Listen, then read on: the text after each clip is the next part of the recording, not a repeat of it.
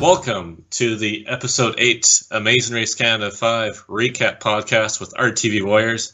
I am Logan Saunders, the guy who loves being punch drunk, and joining me, as ever, is the guy who patrols up and down the streets of Panama City looking for somebody with a Star of David on their sleeve, Michael Harmstone. Contrary to popular belief, I am more of a Nazi hunter than a Jew hunter. So you're saying that you'd be on the Charlottesville neo-Nazi version of Hunted? Yeah, I would be the flat cap Charlie of the Charlottesville neo-Nazi version of Hunted, yes. I guess Blaze would fit in well with the whole KKK uniform, I guess. Yeah, that would work. And also, you're not allowed to make Hunted jokes till you watch it, because it's awesome. I pretend to know what's going on with Hunted. The one person that Logan knows from Hunted is Blaze, because I've made so many jokes about him. I assumed that Blaze... At first I thought Blaze was just the name of one of the characters from American Gladiators, that old school 90s game show, which pretty much is a direct copy of, or rather, American Ninja Warrior is a direct copy of American Gladiators, for the most part. Yeah, and Gladiators is also a favourite of friend of the show, David Bindley. I think his Sux avatar is still a gladiator entrance from Swedish Gladiators, I think. What? Get out of here. I think it is, because I remember he sent me the gift before he made it his avatar. I wonder what his opinion is on Wesley Two Scoops Berry. So, another fun episode. Yes, it's like we were just talking about this yesterday. I was wondering whether we were going to draw attention to this or just keep it as a running joke, but yeah, my recorder didn't work yesterday. So guess what? I downloaded the same application, so just in case the same thing happens, it should record on my side. And if nothing else, this is now podcast 208 and a half. Yes, hooray. We love our fractions for podcasts. I believe we've had a fraction podcast before. Yeah, it's typical that it happened on the 1 week that we were actually recording something outside of the podcast as well, straight afterwards. Oh, I know another time where we did it. It was when we did the fraction podcast too for the Quebecois water kayaking guy that never made it onto never made it public. Did we? Yeah, we did an emergency podcast because the guy who did the water kayak thing for Amazing Race Canada 3 was really upset that Seeming OP and Neil and Kristen struggled with the task. Yeah, that those two teams struggled with the water kayaks, and it was a sport he invented, and he thought it was humiliating on TV, and then he uploaded his fake contract onto onto the website when it was clear that he might have modified it without production's permission. And then it was so hilarious when he said he was going to sue production for millions of dollars with two Ds, much like Kevin and Ryan when they go to a sperm bank. Oh. And he was just really upset, and we podcasted about it, but then it never made it on. I had completely forgotten that we'd done that. Yeah, that would have been 2 years ago. And the best thing is that we're going to probably tell the exact same jokes that we told like 24 hours ago, and it's going to be hilarious because we're going to fake laugh at everything. Yes. Just stick around for the third time when it's the matinee. I can't believe that happened. That is the first time. I've been using this recorder ever since we moved to just audio-only podcasts. I've never had an issue with it.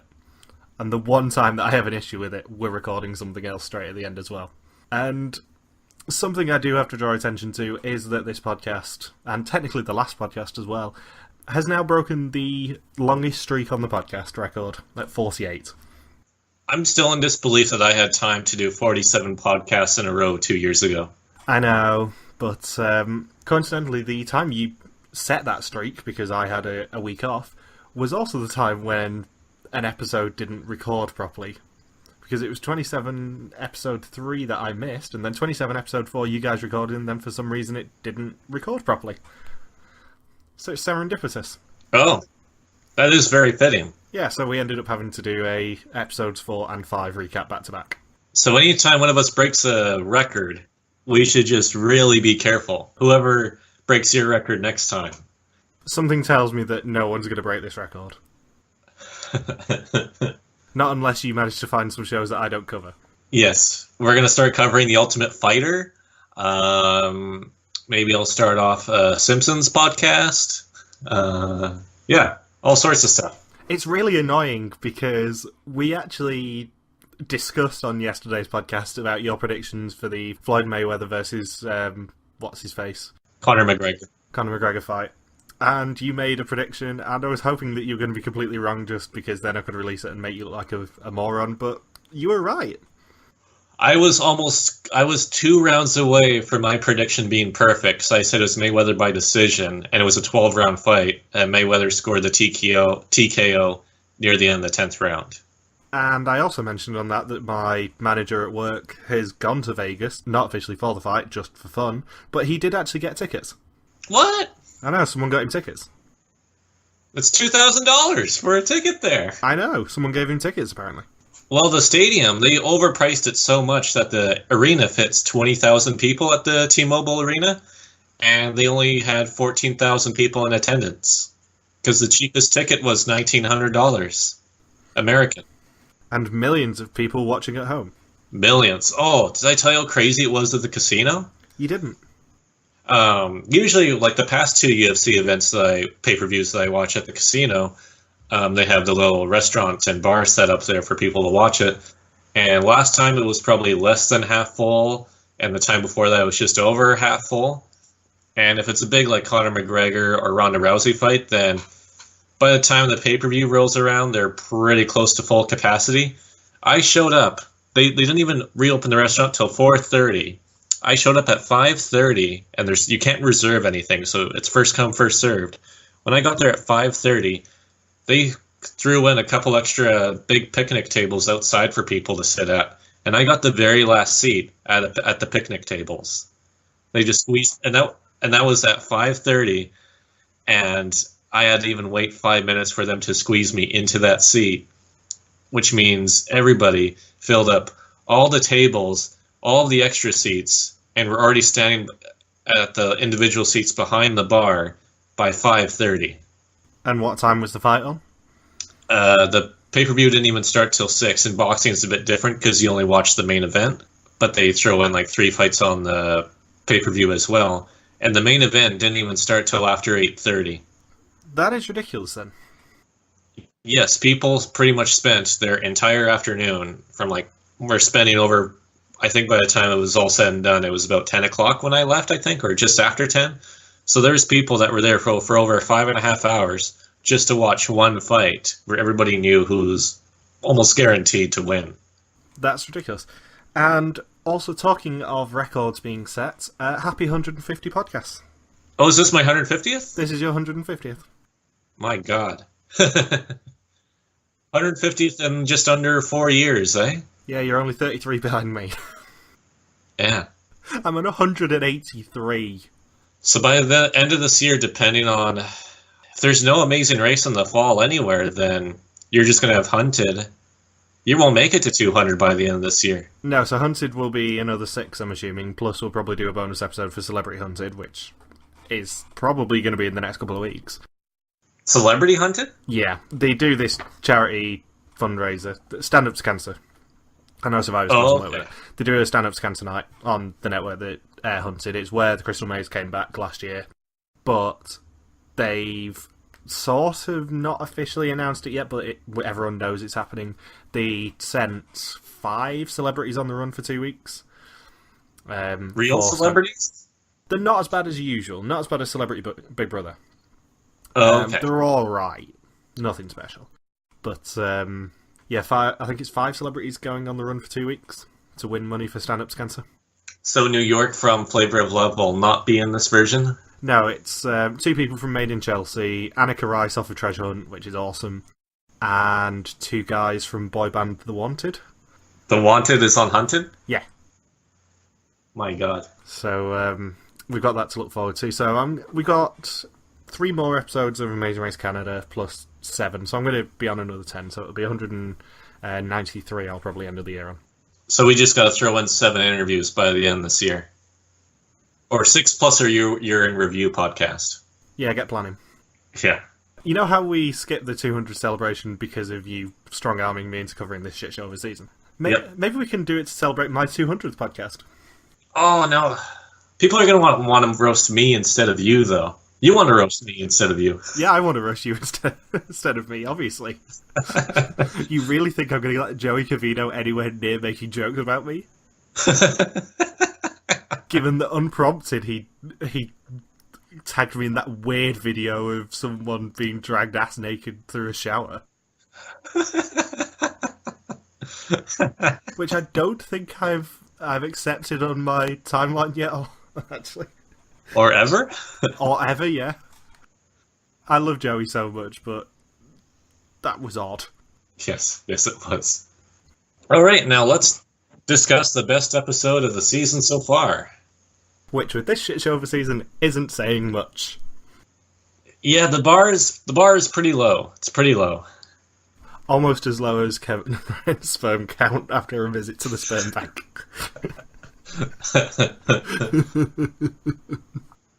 How did the sperm joke even start? I can't even remember. This is going to be such a weird podcast because we're just going to be making inside jokes that we can't even remember the genesis of. Alright, so last time on the Amazing Race Canada, teams went to Western Newfoundland to cover the absolute last region in all of Canada that this series has yet to visit. Sam's important message from home led to a prescription for success. For some reason, there's a constant string of pharmaceutical references this season, and no, that doesn't involve Kevin and Ryan in their spare time. The Giver boys, I believe that's Monty said that in the intro. What? You said the word what? The Giver boys had a rocky start, then they were back on top after being outside the podium for several rounds. Ivana beat out Ebony in the biggest comedic showdown of all time.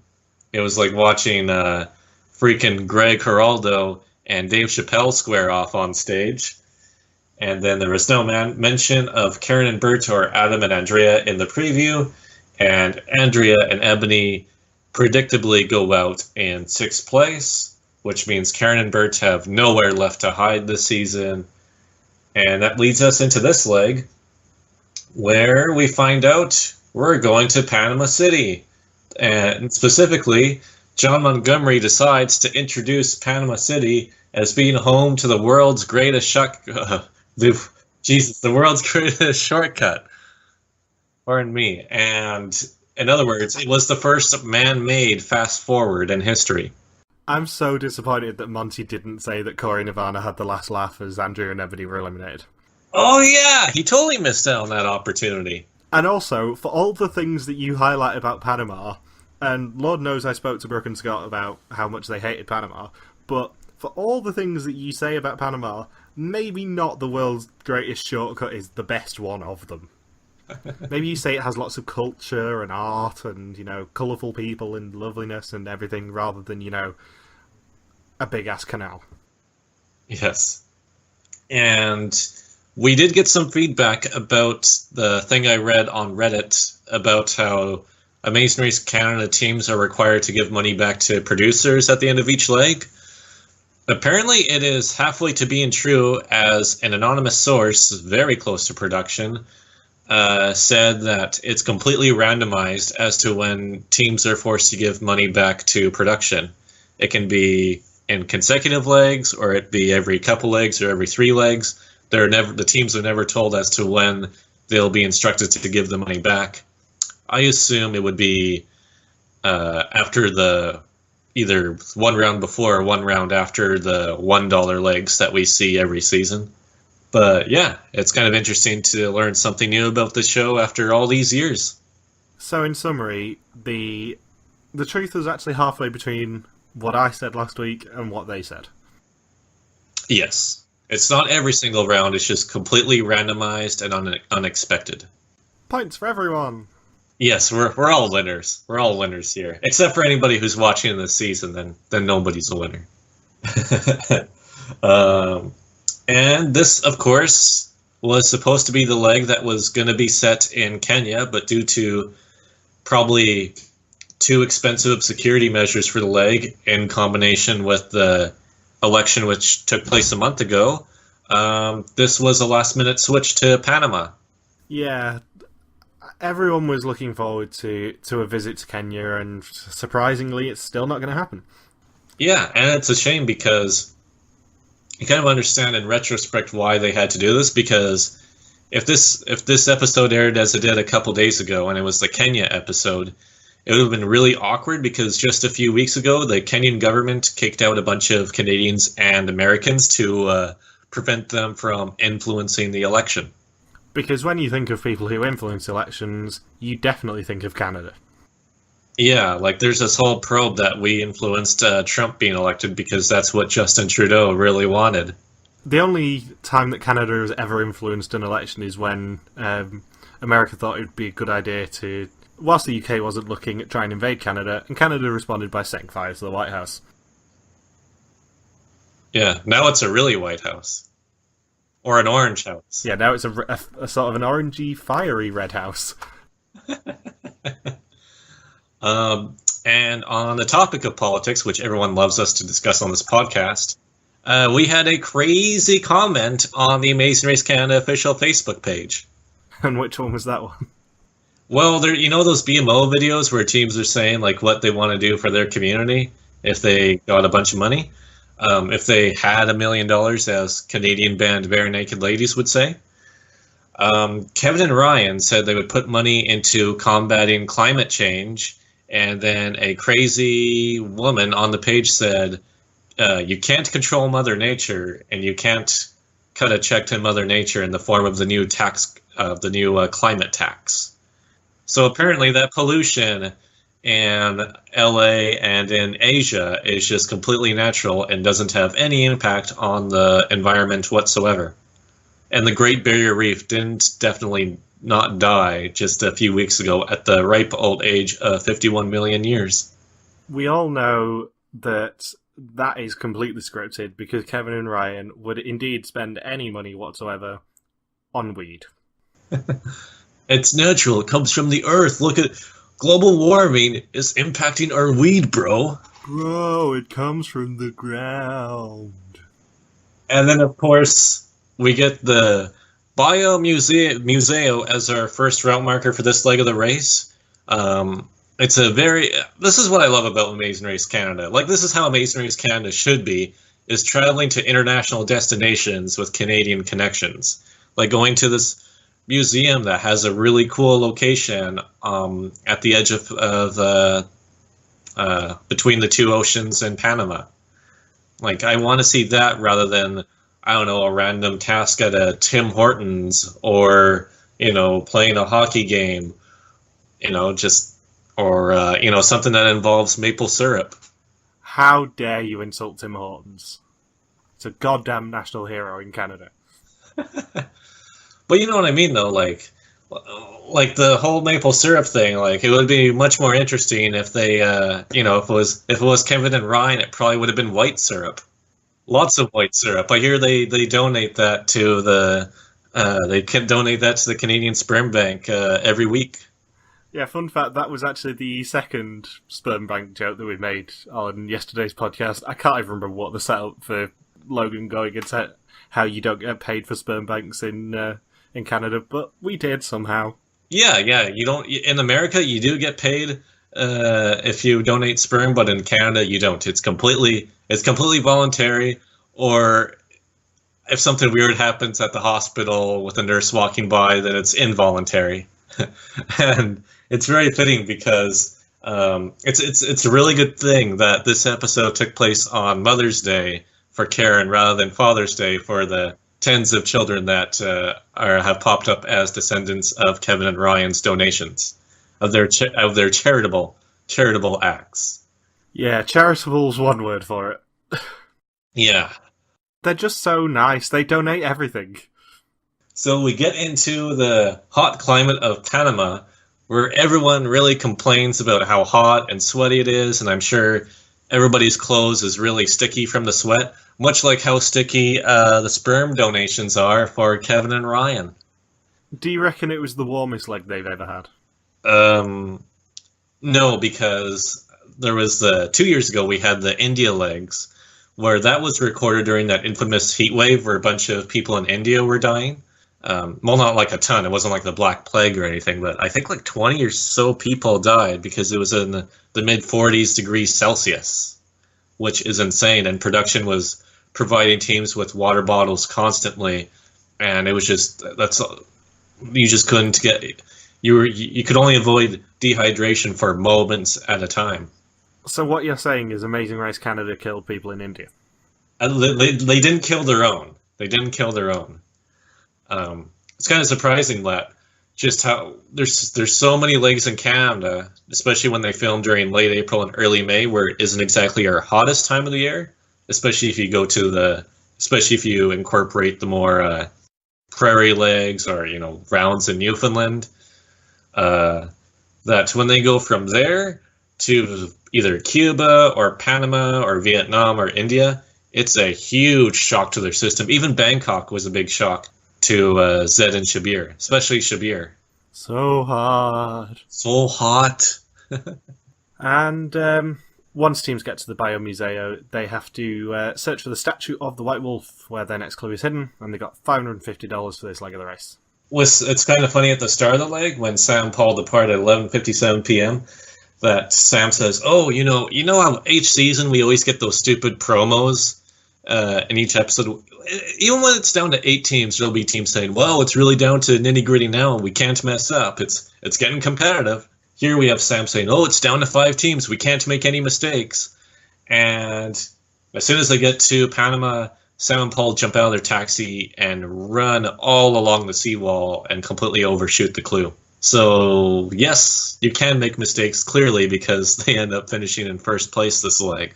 Yeah, you can't really say it's getting down to the nitty-gritty competitive teams when Karen and Bert are still there. Yeah, you have Karen and Bert who haven't even finished on the podium as of yet. Yeah, they've basically been the most consistent team ever, given that they've had a total of 3 different placement finishes, and in the last 7 episodes they finished in 2 different places. Other than Mark and Rovilson, that's got to be very close to a record. To be either 4th, 5th, or 6th, no matter what. Meanwhile, Mark and Rovilson were 1st or 2nd, no matter what, until the final 10 minutes of the season.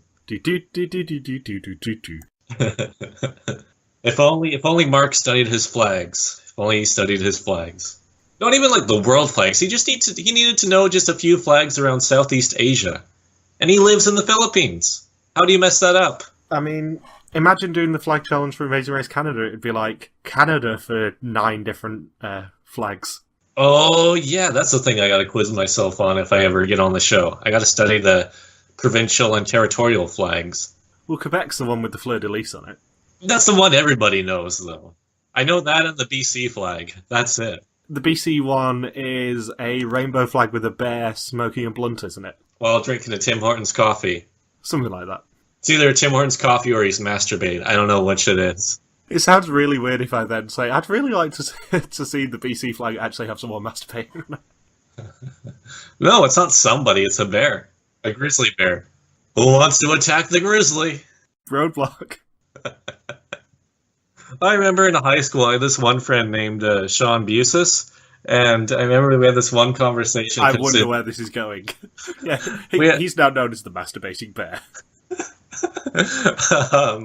We had this conversation how everyone has so many sexual innuendos, or anybody who adds "you know what I mean" to the end of the sentence, and how American mainstream media comes with all these euphemisms in like comedy TV shows for masturbation. So the one that he came up with is, "Oh, I'm gonna go attack the grizzly." Strong front runner for the episode title is probably going to be attacking the grizzly. Yes, it is. And these are jokes we didn't tell yesterday. What you didn't know. I could just picture Dreams from Survivor Fiji if we just replayed that clip of him saying, and that's what we didn't know, Jeff. That's what we didn't know. So yeah, we get $550 for this leg of the race, and it's Canadian dollars, so people aren't upset once again that they're using American dollars for a foreign country. It's Canadian dollars. Canadian dollars, just like the Quebecois Dragon's Den kayaker would say. Water kayaker. Or water hockey kayaker. Yeah, I was going to say you can't have any other sort of kayak Yeah. other than a water one. Well, there's field hockey and ice hockey. Maybe there's like water kayak and land kayak. Land kayak would be very difficult and also destroy the kayak. They could probably find a design. It'd need to have wheels on it, probably. Casters of some description. It would be wind powered with when you paddle. Let's see. Oh yeah, when they get to Panama, of course, Karen does that weird squeaking noise out of excitement in the taxi, and then Corey and Ivana say that this leg is on that Corey once again hung on by the skin of his dreads, and that it's do or die boy. That's what this leg is, even though nobody's going to die this leg because it's a non-elimination. Yeah. Sadly, there was absolutely no jeopardy. Yeah. And then, of course, Corey starts screaming constantly in the taxi while Ivana complains that she has a heart attack. I believe Corey must have said the words playa like 20 times in the taxi. Talking of Amazing Race Canada killing people, Ivana has a heart attack.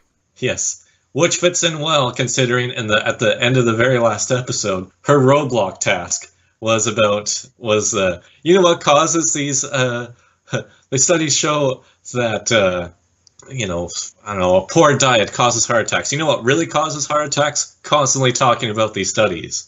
But no, what really causes a heart attack is going to a place that has high humidity and Corey screaming in your ear next to you. Yeah, good luck with that, Ivana. And then we get to the first clue box in the Bayou Museum, and Kevin and Ryan are tricked by a camouflaged clue box. They start playing with the interactive screen on the museum and actually learn a lot about the local indigenous species in Panama City. Dude, is white wolf a euphemism? That's what I call mine. If I make it howl. Let's make that white wolf howl, bro. Give her. First we attack the grizzly, then we make the wolf howl. And you said there was 4 givers this episode? There was indeed 4 givers this episode, bringing us up to 47. Which, after 8 episodes, means our total is just under 6. This is the lowest ratio we've had all season. It is. We're at like 5.8, probably like 5.825 givers. That's like 2.7, 2.9 givers per person. And Andrea is a bit confused about whether they're actually flying to Panama or not, or whether they're just driving. Oh yeah, she was really confused. Like, you take a ferry to Labrador, get into one of the Chevrolet vehicles, and then drive for 10 days down to Panama. You get to see the eastern seaboard of the U.S. It would actually be the longest amount of time that they've done foreign travel in Amazing Race Canada history. Because you'd wind through the States, you'd go through Mexico, just try to not get kidnapped by the cartels, and then you get to view the soccer wars in Guatemala and Honduras, and then you get to see where 20 seasons of Survivor are filmed in Nicaragua, go through Costa Rica, and finally... Say it properly. Nicaragua. Nicaragua. Nicaragua. Welcome to Survivor New Zealand in Nicaragua. You'll get you, Ricky Bobby, in Nicaragua. I love how all of about 6 people will have watched Survivor New Zealand and know what we're talking about.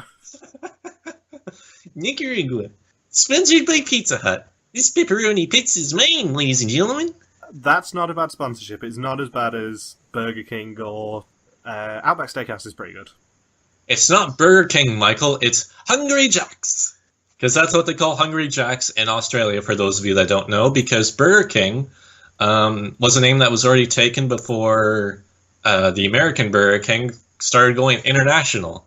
And Hungry Jack's, of course, was the sponsor of the previous season of Australian Survivor. It was, but this season it's apparently KFC. Yes. And we're waiting for that KFC reward. And it's going to be finger-licking good. Much like after an experience with Kevin's White Wolf. How many of these jokes are we going to do? Are we just doubling down on the masturbation jokes now? I think we're done for the podcast. Okay, so this leg, they get their clue, and they find out they have to go to the Paseo Esteban Huertos. And they have to find the seawall where their next clue is hidden. Mm-hmm. And then they're so close together that we don't even get the official subtitle of Adam and Andrea being in last place. No, not the first time this season that they will be in last place either. on this episode. Yes. New experience for them. Well, other than getting lost for directions, but it doesn't really count when Dan and Rhea are still in the same leg as you. And they actually pull a Dan and Rhea this episode when they don't know what a cardamom is. And incidentally, I didn't know what a cardamom is. Michael knew what a cardamom is, though. Yep, cardamom is an Indian spice. Which is more understandable to not know that when it's, indigenous to Southeast Asia, rather than basic English words like oar or tightrope or polo. You know it's bad when I know more about Indian food than you do. Yeah, because I love Indian food. This is well documented. Actually, I am probably having Indian food for lunch and Indian food for dinner today. Whereas I had a Sunday roast. Yeah, you have the most American diet of anybody I've ever met. A Sunday roast is not American. You wash your whole mouth out. Traditionally British, thank you very much. Well, the Americans borrowed it from the British. Yeah, but it was ours. But the southern United States really took over that Sunday roast. Yeah, they don't know what a proper roast is. Well, we never said it was proper. I'm just saying, they love their roast. Just like they don't know what gravy is, they don't know what proper roast is. I didn't even know what gravy was until I became vegetarian. There's meat in that? And in fact, a couple of my other friends, my close friend Heidi, I told her about that, how I felt like an idiot for not knowing that there was meat and gravy when I first became vegetarian. And she and a couple of others did not know that either. So apparently in Canada, we just don't know, or here in Vernon, we just don't know our condiments and spices. Well, I say that gravy has meat in it. Actually doesn't necessarily. There is veggie gravy. You can make anything into veggie, but 90% of the time there's going to be meat in that gravy. Bisto is the main brand of gravy over here, and the beef gravy that Bisto make actually is suitable for vegetarians. Oh, that's interesting. So you can get all of the taste of meat without the actual, eating it, if you really wanted to. Man, I really want to make a Kevin and Ryan joke right now, but I won't. Anyway, so let's talk about this episode and less about semen. Best segue ever. And we get to the roadblock. Who's ready to meet their moolah? Or who's ready to meet their match, as teams must find a moolah, which is a special design on a shirt. And Corey gets a little bit confused, and knowing that Ivana is from Serbia, she probably found it hilarious that Corey mixed up moolah with the Croatian currency of kuna. Which fans of this podcast will know quite well, given that we made a bet involving kuna last week.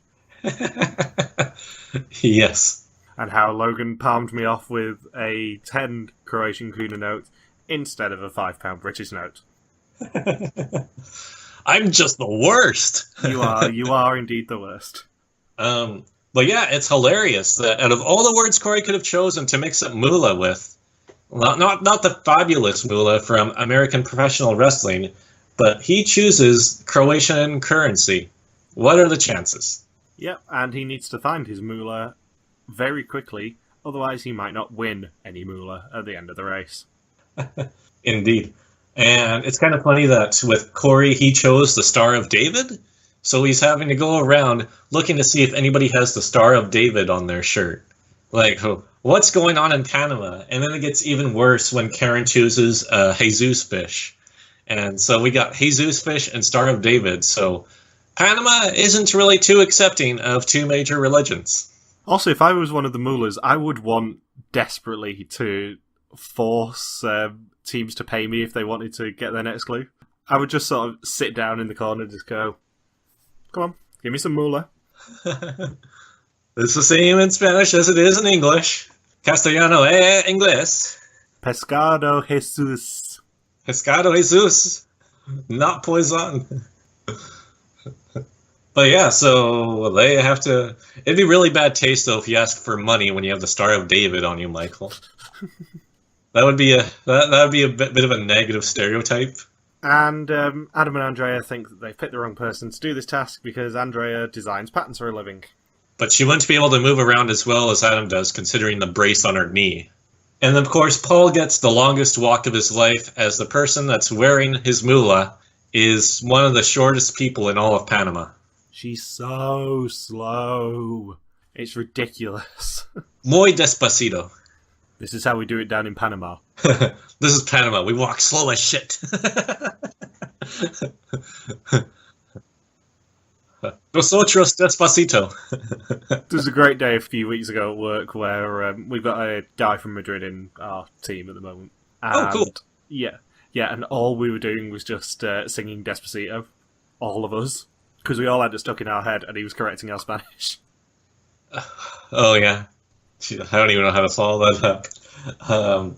Anyways, so it's kind of funny because this task comes off really perverted too, because everybody has to check out the backs of the women, but it's like, no, they're not just checking you out. They're not checking out your culo. They're cula. They just they're checking out for designs on the back of your shirt. We swear. Or maybe they're not. Maybe just random Canadians get sent to Panama to go perv on people. Oh la la, señorita, me gusta la mula. Hola, I want to see your Star of David. Anyways, so I don't really have too much else about the seawall task. Do you? Nope. Other than Karen crying in front of a Heineken sign and Corey wandering so far off trail that he ends up at a baseball game. And Adam somehow ends up back in Newfoundland and Labrador, and I think Sam wanders off into med school. Yeah, they weren't the best with finding their moolahs. And then after Karen's done crying in front of the Heineken sign, after the commercial break, right before the commercial break, she says, "Oh, I guess I have to give up." And then after the commercial break, no, she doesn't give up, and she finds the moolah. Hashtag never give up, Karen. Hickamoolah. So we get to our detour, which is, unfortunately it's not punch or drunk, it's up for a drink or down for the count. It should be punch or drunk. It should be. I'm so disappointed. And up for a drink, teams must taste 5 beers, 5 or 5 cervezas, and identify them amongst 14 possible options, including cardamom. And once they match up all 5, they're not told how many they have correct upon each guess. But as soon as they match up all 5 correctly, they are given their next clue. Or they can choose down for the count, where you have to learn 4 combinations, unlike the 240,240 combinations in the Up for a Drink task. Once they learn all 4 combinations, they can enter the boxing ring, and if they complete the combinations correctly, they'll receive their next clue. And it was very fitting because I watched this episode yesterday morning on the same day as the Mayweather and McGregor fight. Let's be clear, this is a fantastic detour, especially given how terrible this season as a whole has been. This is a really good detour, because they do go crazy for boxing in Latin America. Mixed martial arts is not that big there in contrast to boxing.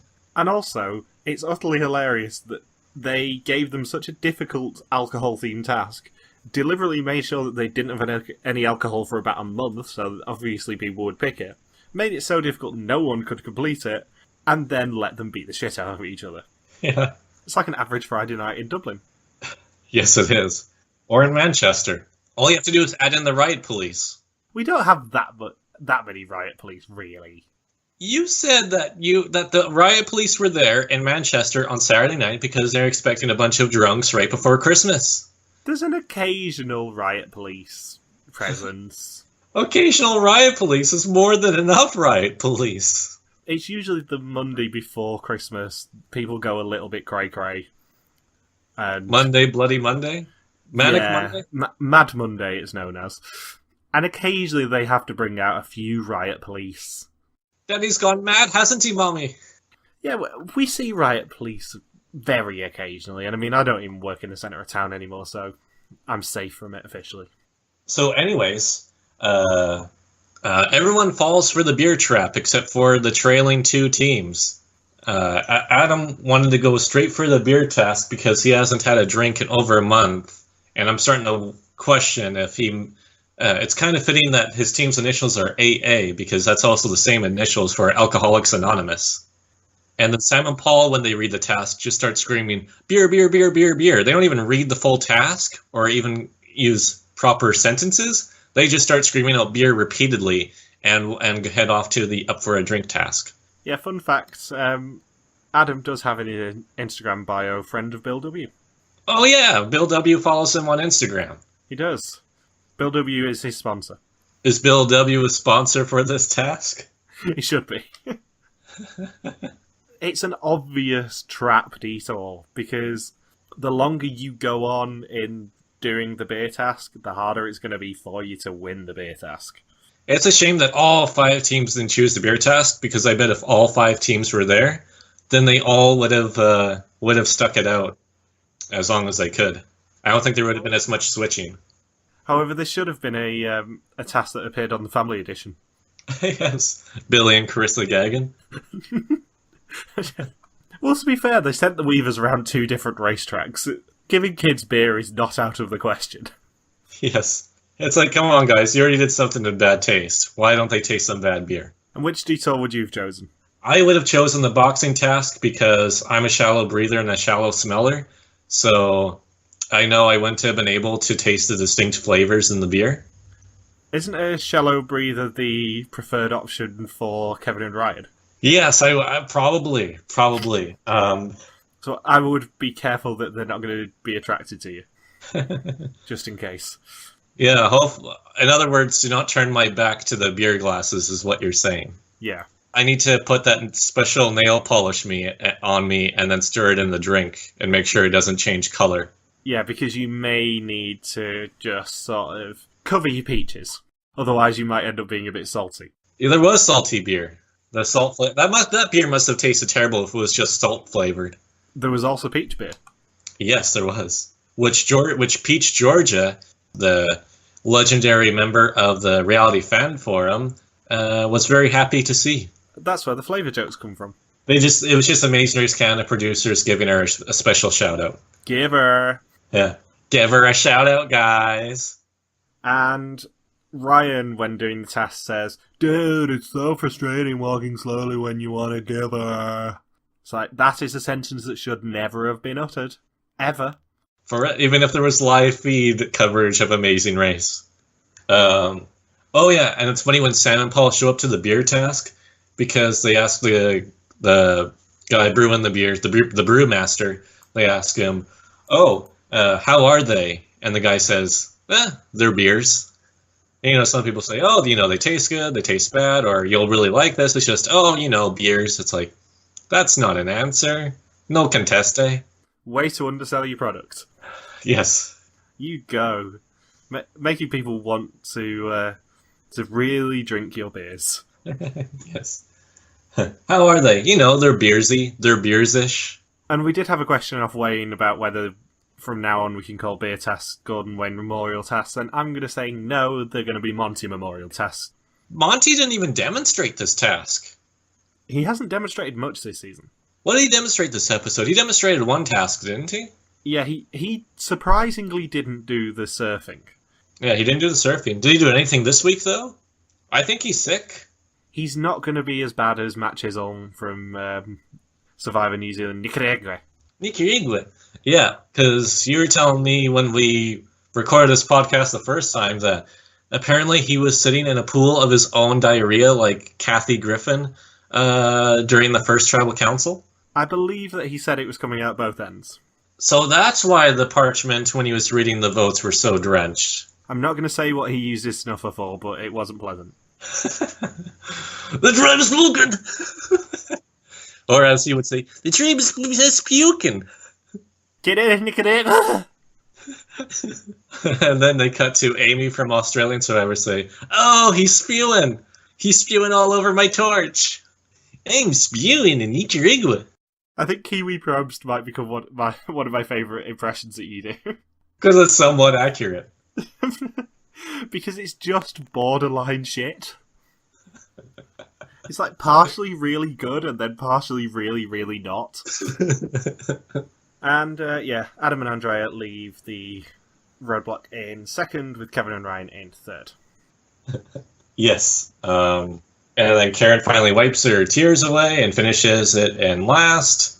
We do the detour where Sam and Paul say they can't make any mistakes. They've already made one, and they're about to make a second because they get heavily intoxicated with their refills before doing the act of switching detours. So that's already 2 mistakes they made this episode, and they're somehow still going to win this leg. And before all that, we get the hilarity of the continuing shit show that is the Raceplay app, when the Raceplay question appears without a background, so it's illegible.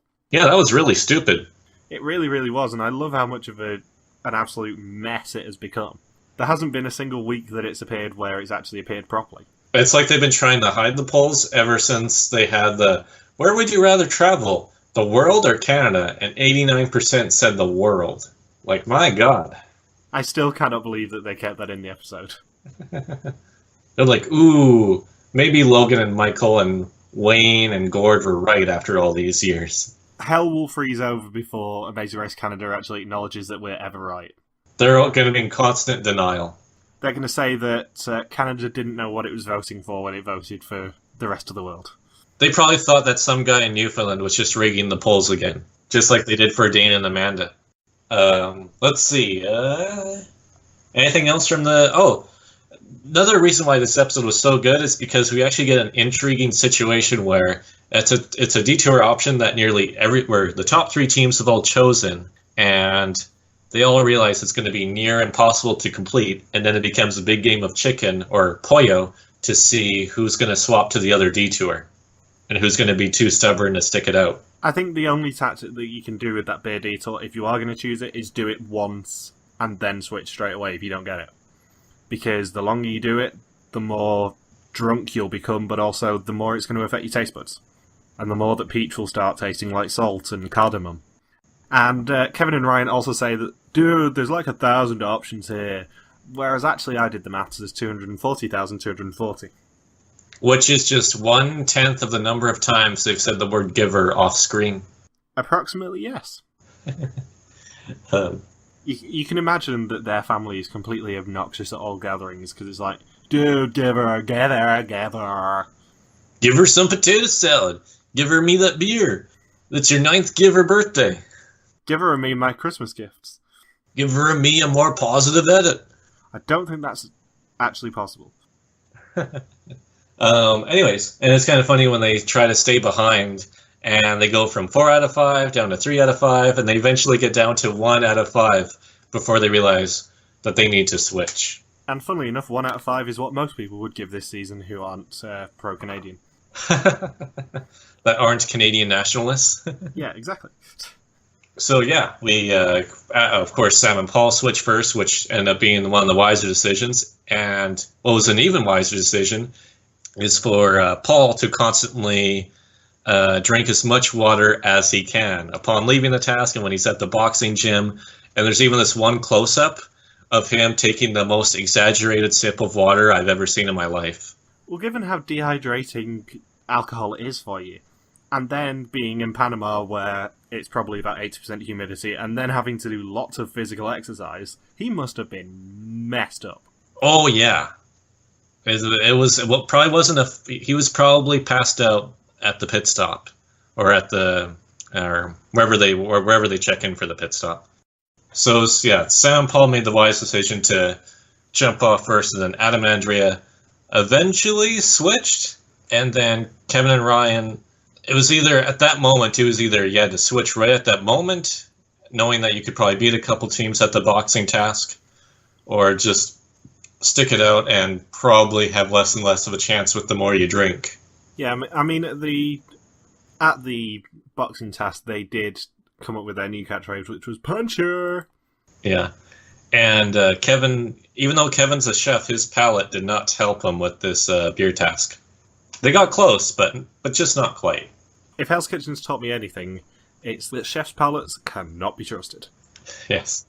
And it's kind of a shame at the boxing task that we didn't get any Punch-Out references. We didn't get any... Nobody was dressed up there as Lil Mac. There was no Super Macho Man telling us to release the bogus.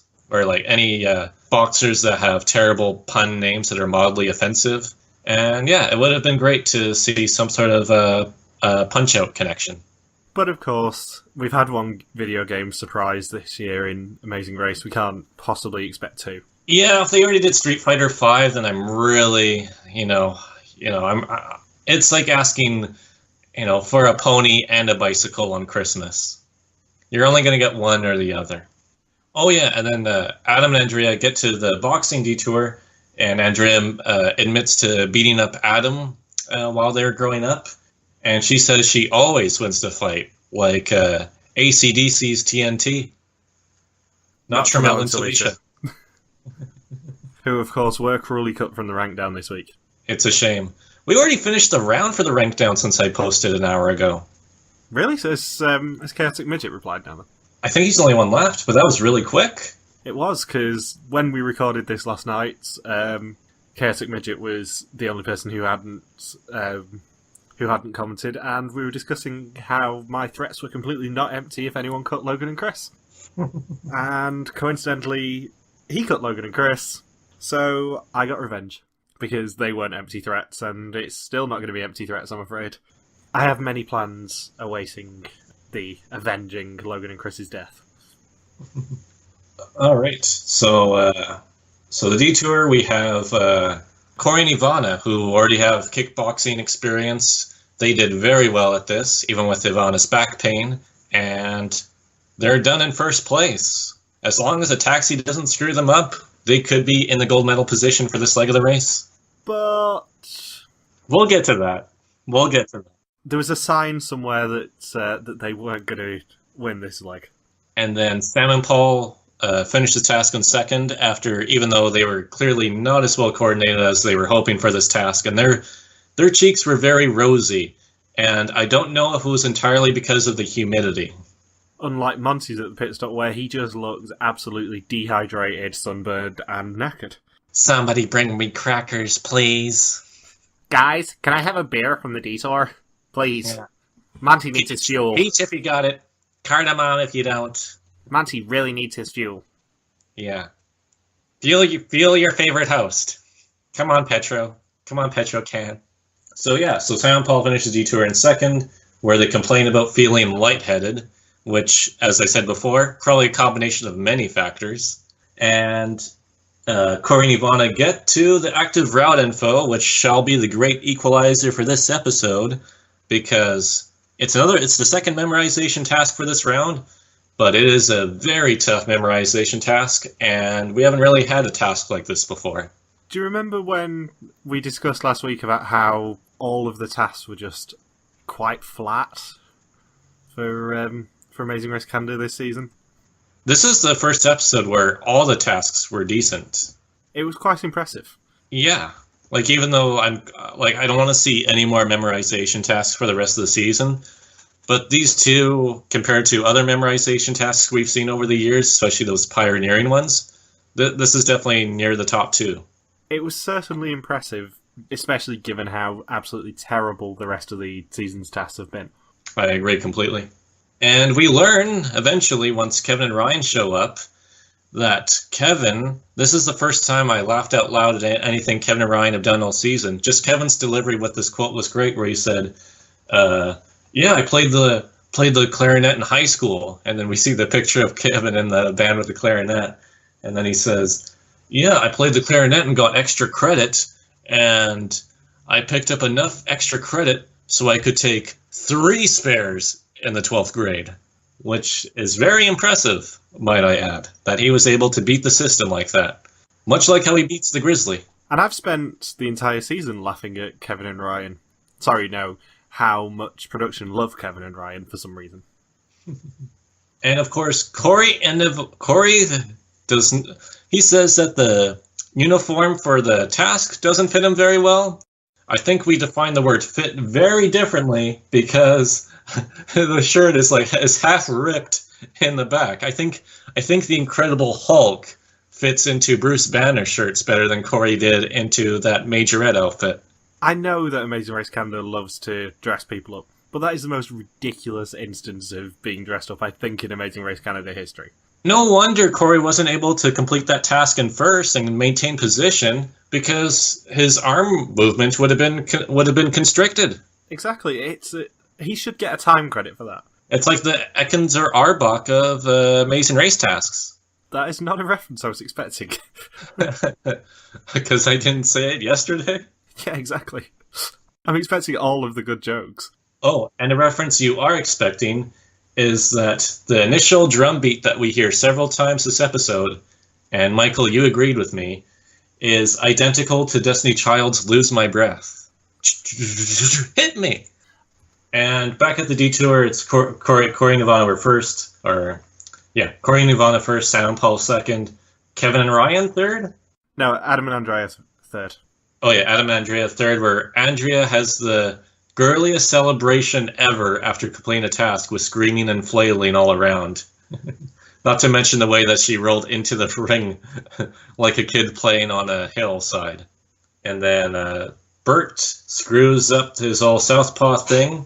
Yeah, I have a lot of sympathy for Bert and the Southpaw thing. As a proud Southpaw, he did get screwed up by that task. And then, of course, when he screws that up, Kevin and Ryan finish in fourth, and Karen says, "We're in last, again." But what were they expecting, really, when they only finish in fourth, fifth, or sixth all season, and there's 5 teams left? This is probably going to be their permanent position until the end of the season if they keep on surviving. Let's see. And then they're already taking so long at the active route info that we're well into nighttime, and nobody has gotten it yet. And Sam and Paul, they always do really well with any choreography or doing anything in sync with each other. That's pretty much their specialty this season as they finish in first, and their clue is a Monty selfie. Yeah, but it's slightly ironic that at the start of the active route info task, Sam and Paul say they love being centre of attention, given that they haven't had an edit, really. No, it's been very minimal. Up until, the past few weeks, past about 4 episodes, they've had a lot more of an edit, but man, those first 3 weeks, you barely notice they're there. And that's why I think they're winning. That's why I think they're not winning. Sadly, I think the alternative is basically Kevin and Ryan, and I can't even fathom the idea of us talking about a season where frigging Kevin and Ryan win. No, Adam and Andrea are going to win the season based on winner's edit that I've been predicting since episode 1. I'm not going to be let down like this. As much as you know very well I love you to be right in this case, I don't think it's going to happen. We shall see. That we shall, given we have 3 episodes left to talk about after this. I love how Monty referenced his selfie as being a perfectly framed photo of yours truly. But this is also something that's caused a little bit of trouble online, given that some people really weren't that happy with the idea of having 2 different signs and tricking teams. Because it really made I guess, in a way, it makes the whole episode null and void when you have the 2 signs. But it's like the Aiello family where they're like, oh yeah, there's only 1 reflecting pool, let's go with that one. Oh wait, there's 2. I think in this case, they could have asked, like, oh, are there 2 Panama signs? Instead of just saying, oh, get us to this one. And then the driver said, oh, you mean this one?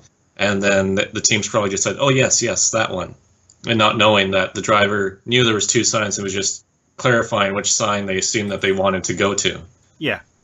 So teams have to find the Panama sign on Cinta Costera, the pit stop for this leg of the race. The last team to check in may be eliminated. And Corey and Ivana finished the active route info in second, where Corey once again absolutely rushes Ivana. I think seeing how that was at some sort of football field, I think he rushed for about 30 yards.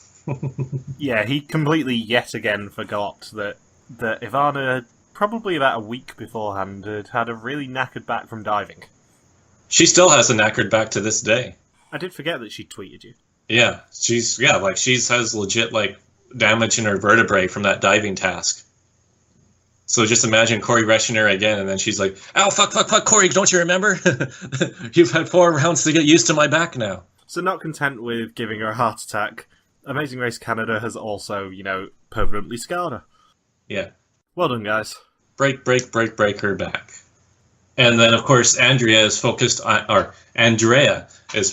being a perfectionist, so her and Adam fall quite behind. In fact, for the first true time this season, they are in last place, as Kevin and Ryan finish the task in third, and Karen and Bert finish in fourth and realize that they're finally and not last for the first time this round. And, of course, Kevin and Ryan get the really bizarre memorization technique of saying 3, 4, blah, ocho, which I know my Spanish numbers and English numbers, and that is not the correct sequence. And contrary to popular belief, Ocho is not a rallying cry, given that Kevin and Ryan literally scream it when they get their clue. Yeah. Or it's like Ralphie and the League just yelling out, Gattaca! Or it's like, no, that's not what that means. That's not what you think it means. Or maybe it's the rallying cry of anybody who watches Dodgeball on ESPN The Ocho. So, Sam and Paul leaving first, and teams have to find the Panama sign at Santa Costera. And then it's Corey and Ivana leaving in second, with Kevin and Ryan leaving in third, Karen and Bert leaving in fourth, and Adam and Andrea leaving in last. Adam was ready to jump off a bridge. He could have just redone the fast forward from Amazing Race Family Edition. Or alternatively, redone the roadblock that Andrea did in the Big Orange Bridge. The big orange bridge. What Adam should have said is that he wanted to hang with Bob. Yes. And it's Sam and Paul who check in first, and they win a trip that is only slightly better than Chicago. They get to go to New Orleans. Which is actually a cool place from what my sister has told me from visiting there about 10 years ago. Definitely not 12 years ago. 12 years ago in August, New Orleans would have not been the ideal place to go. I'm not really big fan of her, but an old friend of mine, Katrina, was there. I think that summer. That's not the worst joke we've even said on the podcast this week. It's true though. August of 2005 is when Katrina hit. It is, and that's when a little-known person called Scott Flannery was living in New Orleans for about 6 weeks. Really? Yeah, he mentioned it on his podcast a few weeks ago. What a bad time to move there. Or did he go there afterwards, or was he there before and realized, oh shit, I'm moving apartments? I believe the story was that he moved there after college and only ended up having about 6 weeks there and lost literally everything in Katrina. Wow. He has some interesting stories. He really does. And this, children, is why you should listen to a podcast by a friend of the show, Scott Flannery, Not According to Plan. Yes, the winner of season 29, for those of you who only watch Amazing Race Canada. God. You haven't seen it yet, Michael? I mean, I know it's a season that that finished airing nearly 3 months ago now and was filmed about 15 months ago now, but still, it's spoilers. And then, of course, Corey and Ivana realize it's the wrong freaking sign, another wrong freaking sign. They're screwed over by an international taxi driver yet again. And we saw how far away the two signs are on the Google Maps thing, or Google Earth thing that they showed for the pit stop. So they've got a long trek back to the other sign. And during this time, unfortunately, Kevin and Ryan are second place yet again. I wonder where Corey and Ivana are, in which case they say, what? Who knows? Who cares? Bro, no one cares. Which, as you said, Michael, is what you would say about Kevin and Ryan. Exactly.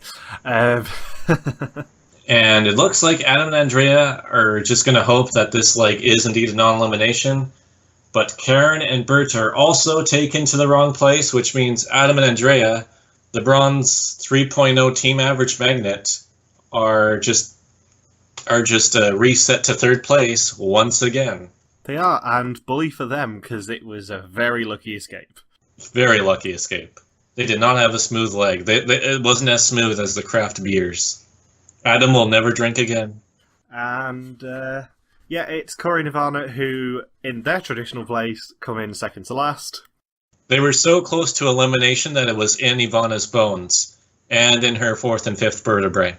And funnily enough, Ivana's bones are now currently propped up by a metal pole, aren't they? And that leaves Karen and Bert to be last, but saved by the last non-elimination of the season. If I were in Karen and Bert's shoes, and Monty's like, "Well, it's Mother's Day, and that's being taken to the wrong sign. That's a tough one, guys. That's a tough one." And then if he hasn't officially eliminated me yet, I would just be like, Monty, stop. Are we actually eliminated, or are you just dragging this out as long as you possibly can? And the answer is the latter. Monty, I'm going to let you finish. But Sam and Paul had the greatest leg win of all time.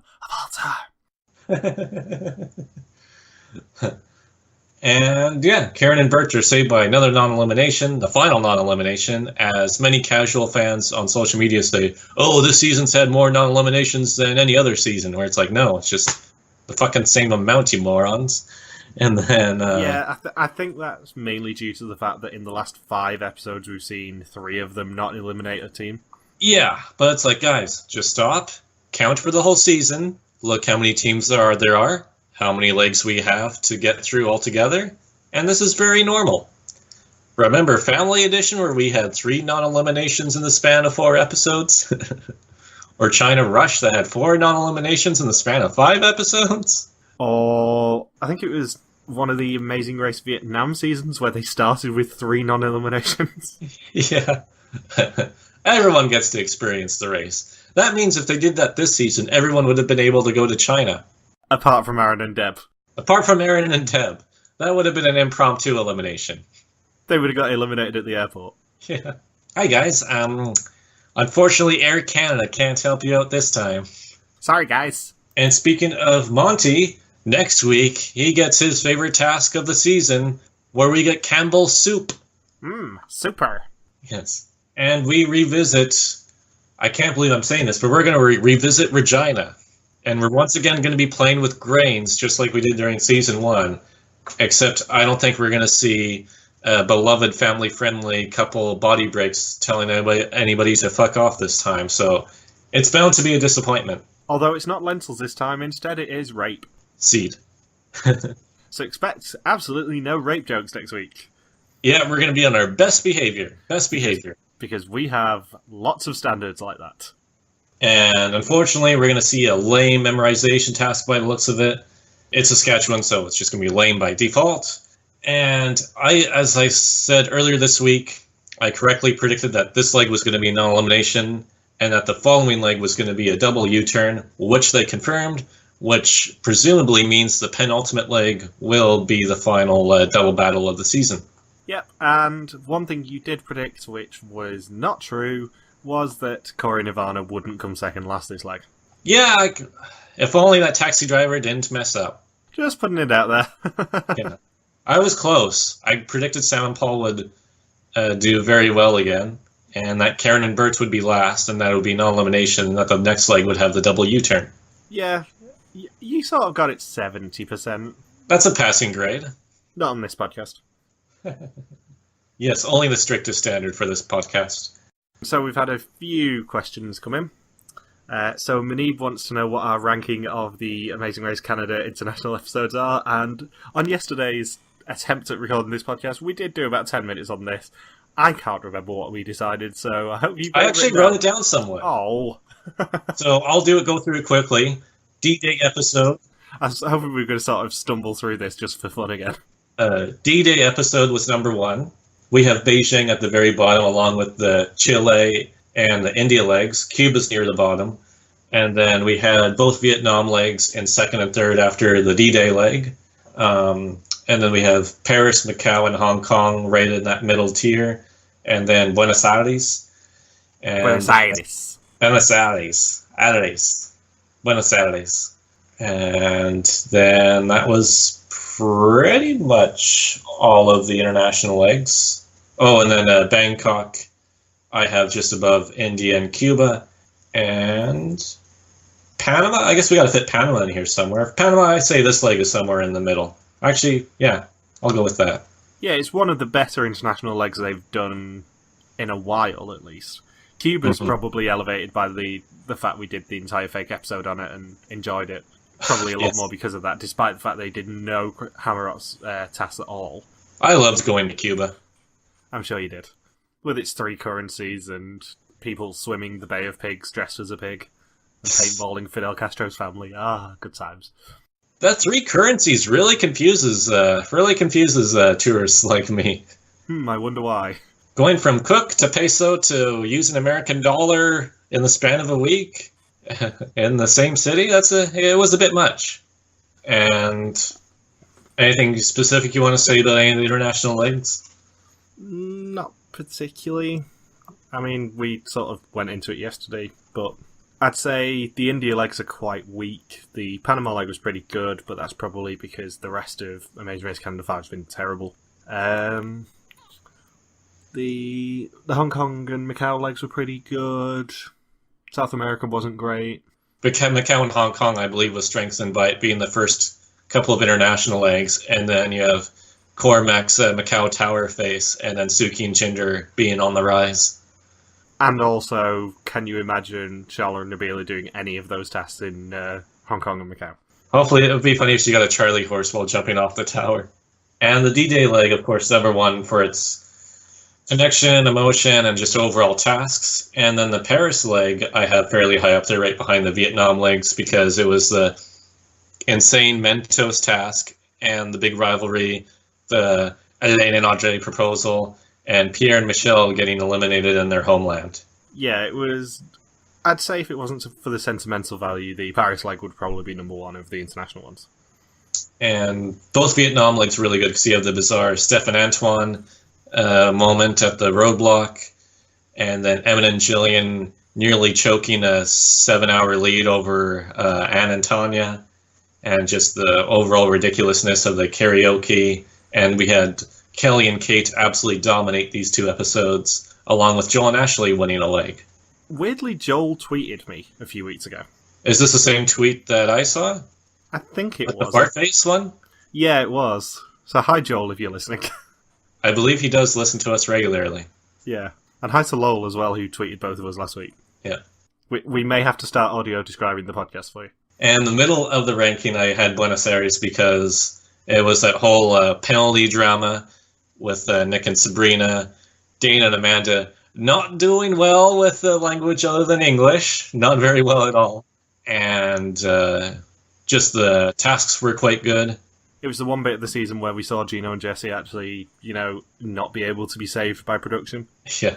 And then seeing Dana and Amanda run for 20 kilometers in the Chile leg as well. Yeah. And yeah, that about... any other questions? Wayne wants to know how last minute was the last minute switch from Kenya to Panama, and do you think this change played a role in having a better episode? If they'd gone to Kenya, would the episode have sucked? Kenya would have won by default because it would have been so cool to see after all these years. Especially, the impressive thing with this Panama leg is I was afraid that with Amazing Race 9, or Amazing Race 8 and 19 and 29 having all gone to Panama City, that we would have reused a lot of the same locations. But we didn't see any repeat locations next episode. I know you said that, or this episode, I know you said that next episode they start at the Miraflores docks, or whatever the hell it's called, the Panama Canal. But this round they managed to find neat enough places that didn't have any overlap. Yeah, so kudos to production. It's not often I can say that at the moment, but well done, production. You actually didn't disappoint me this week. Yeah, and my prediction for next week is Karen and Bert are pretty much going to be screwed because I think they're not only going to have the speed bump to deal with, which will be minor, but whoever gets U-turned first is almost certainly going to be U-turning Karen and Bert. So, and plus the fact that they've never finished higher than fourth all season long. So good luck them, and I'm assuming there's going to be some petty U-turn drama, so Kevin and Ryan will probably try and get Sam and Paul out, which will then mean Sam and Paul will use the second U-turn to get Karen and Bert out. So probably Kevin and Ryan win the leg, Adam and Andrea finish second, Sam and Paul third, then Corey and Ivana fourth. Yeah, something like that. And Kurt wants to know who would win in a boxing match between Phil and John. Oh, man. The answer is the tag team of Alan Wu and Grant Bowler. Yeah, they would just whip their asses. Grant Bowler's special, of course, being the cheater. Yeah. Stroke them into submission. Which, coincidentally, is the tagline of Kevin and Brian's Sperm Bank. All right, so I don't think I have anything else to really say about this leg. Nope, neither do I. All right, that does it for this week. I'm Logan Saunders. You can follow me at LogSuperKawaki on Twitter, and you can follow Michael Harmstone at MJ Harmstone. So peace out and just chill till the next episode. And please, whatever you do, do not attack the grizzly or stroke the cheetah.